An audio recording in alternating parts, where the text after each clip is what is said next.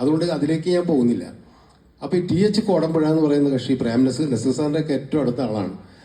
അന്ന് മദ്രാസിലുള്ള സിനിമാ ലേഖകനാണ്, മാധ്യമപ്രവർത്തകനാണ്, കോഴിക്കോടുകാരനാണ്. വളരെ രസികനായിട്ടുള്ളൊരു വ്യക്തിയാണ്, ശുദ്ധനായിട്ടുള്ളൊരു മനുഷ്യനായിരുന്നു. അപ്പോൾ ഇദ്ദേഹത്തിന് എന്ന് വെച്ച് കഴിഞ്ഞിട്ടുണ്ടെങ്കിൽ മദ്രാസിലുള്ള അന്ന് സിനിമ മുഴുവൻ മദിരാശിനാണല്ലോ.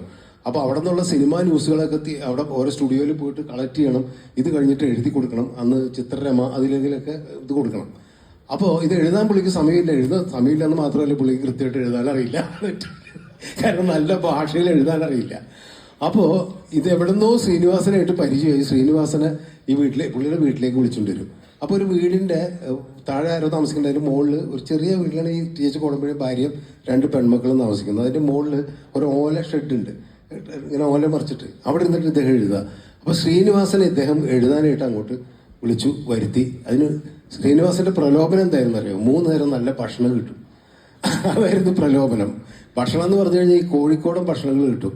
നല്ല മീൻകറി കൂട്ടി ചോറ്, അതുപോലെ തന്നെ രാത്രി പത്തിരി ഇറച്ചി, ഇങ്ങനെയുള്ള സാധനങ്ങളൊക്കെ കിട്ടുക എന്നുള്ളതാണ്. അല്ലാണ്ട് സാമ്പത്തികത്തിന് വേണ്ടിയിട്ടില്ല. ശ്രീനിവാസൻ കുത്തിപ്പിടിച്ചിരുന്ന് എഴുതും. അപ്പം ഞാൻ പലപ്പോഴും ശ്രീനിയെ കണ്ടുള്ള പിന്നീട് അവിടെ വെച്ചിട്ടാണ്.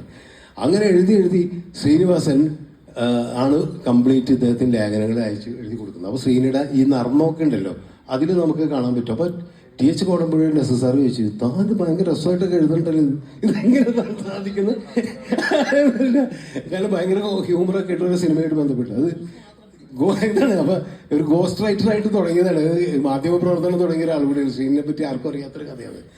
അങ്ങനെ ശ്രീനിവാസനെ എഴുതി വിട്ട് എനിക്ക് തോന്നുന്നത് ഈ ഓർഡർ ആളറിയാവുന്ന ഒരു പടത്തിന്റെ ഷൂട്ടിങ്ങിന് പോകാൻ വേണ്ടിയിട്ട് ശ്രീനി നിൽക്കുന്ന സമയത്ത് അതിൽ മറ്റേ സ്ക്രിപ്റ്റ് എഴുതണമല്ലോ. ശ്രീനി അങ്ങ് പോയി. പെട്ടെന്നാണ് കോടമ്പുഴയോട് പറഞ്ഞാൽ ഞാൻ പോകണം, എനിക്കൊരു സിനിമ കിട്ടിയിട്ടുണ്ട് എന്ന് പറഞ്ഞിട്ട് പുള്ളി അഭിനയിക്കാന്ന് പറഞ്ഞാൽ പോകുന്നത്.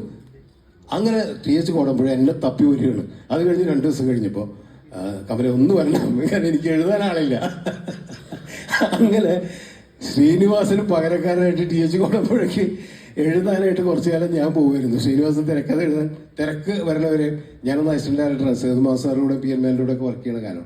അങ്ങനെ ഇദ്ദേഹത്തിന് വിടും. അപ്പം ഞാൻ പറഞ്ഞു വരുന്നത് ഈ TH കോടമ്പുഴ ഒരു ക്യാരക്ടറായിരുന്നു. ഇവർക്കൊക്കെ നന്നായിട്ട് അറിയാം. ഒരു വല്ലാത്ത മനുഷ്യനായിരുന്നു അദ്ദേഹം. പക്ഷെ അദ്ദേഹത്തിന് ആ സിനിമയുടെ രീതികളൊക്കെ മാറി. നസീർ സാർ പോലെയുള്ള അന്നത്തെ തലമുറയൊക്കെ സിനിമയിൽ ഇല്ലാണ്ടായി. കേരളത്തിലേക്ക് സിനിമ പറിച്ചു കേട്ട് കഴിഞ്ഞപ്പോൾ പുള്ളിക്ക് സിനിമയില്ല, എഴുത്തുമില്ല, ഒന്നുമില്ലാത്തൊരവസ്ഥയിൽ ഇദ്ദേഹം കോഴിക്കോടേക്ക് പോകുന്നു. ജീവിതം സത്യത്തിൽ വഴിമുട്ടി നിൽക്കുന്ന ഒരവസ്ഥയിൽ ഈ 2 പെൺമക്കളെ പഠിപ്പിക്കണം. ഈ 2 പെൺമക്കളെ പഠിപ്പിക്കാനായിട്ട് ഇദ്ദേഹത്തിൻ്റെ പണമില്ല. അന്ന് ഞാൻ അത്ഭുതപ്പെട്ടൊരു കാര്യം വെച്ചാൽ ശ്രീനിവാസനാണ് ഈ 2 മക്കളെയും പഠിപ്പിച്ചത്. മോഹൻ അറിയായിരിക്കും ചിലപ്പോൾ. അതൊരു ആർക്കും അറിയാത്തത്, ആരോടും പറഞ്ഞിട്ട് പോലും